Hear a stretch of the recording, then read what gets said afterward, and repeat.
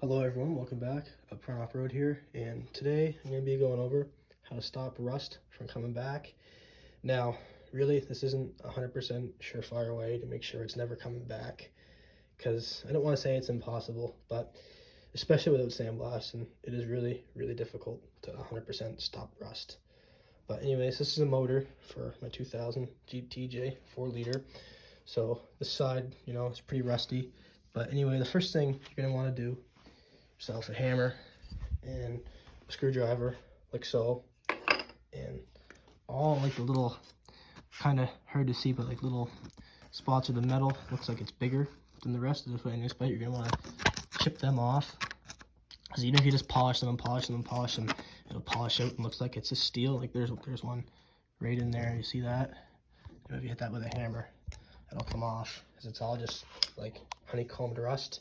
But anyway, once you get a lot of that off, you're going to want to get some wire brushes or some flap wheels, die grinder, or even a mini grinder if you can get it to fit.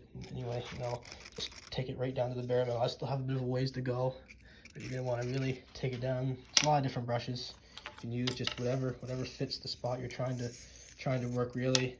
Anyway, and then once you do get it down to bare metal, it's a couple different routes you can go. This is an engine, and it's going to get hot. So, because there's still going to be some rust on it, go with this Super Etch Primer. Etch Primer it, the light coat, let it not 100% dry.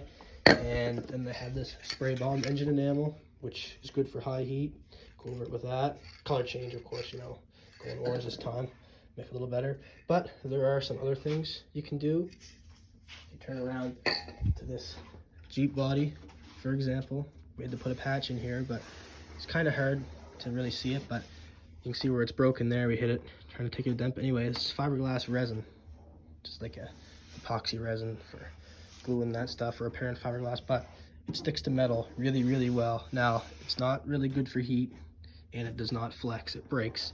But if it's something that's not going to be flexing or moving, you get it down to bare metal again, paint it with that once, two, maybe even 3 times, let it dry, and then prime it, and then paint it, and it seems to seal up the rust. It does not let it breathe. It works quite well. We've done this with quite a few of our things in the past. It does a good job. Like as you can see, we rhino linered the hole underneath of this tub, and that was what we did first. We took it down to bare metal, and then paint it with fiberglass resin, and then tried out this rock guard. But it seems to be, it hasn't been used yet, but I like it. It's a decent finish. We just did that with a truck bed liner kit and sprayed it with our own Schultz gun done at home. Did a half decent job.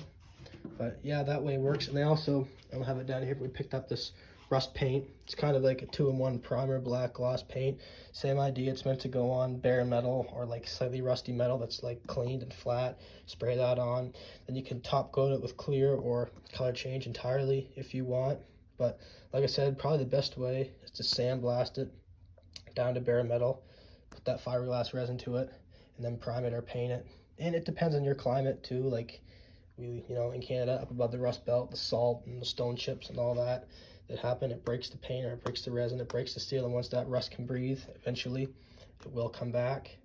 So, it's really difficult to beat it 100%, but doing this definitely makes a difference. And, for the most part, it should work. It should take a long time before it comes back, or if you do that fiberglass resin stuff, do a really good job and sandblast it, it may never come back. But, and pretty much I want to say the same thing if you got corroded aluminum. I don't know if you'd quite need the fiberglass resin on it, but just, I haven't yet, but take it down to bare metal. Of course, you 100% need the etch primer on the aluminum. Get here, and then paint it, and it should be good to go. But yeah, anyway, I hope this helped you guys. See you later.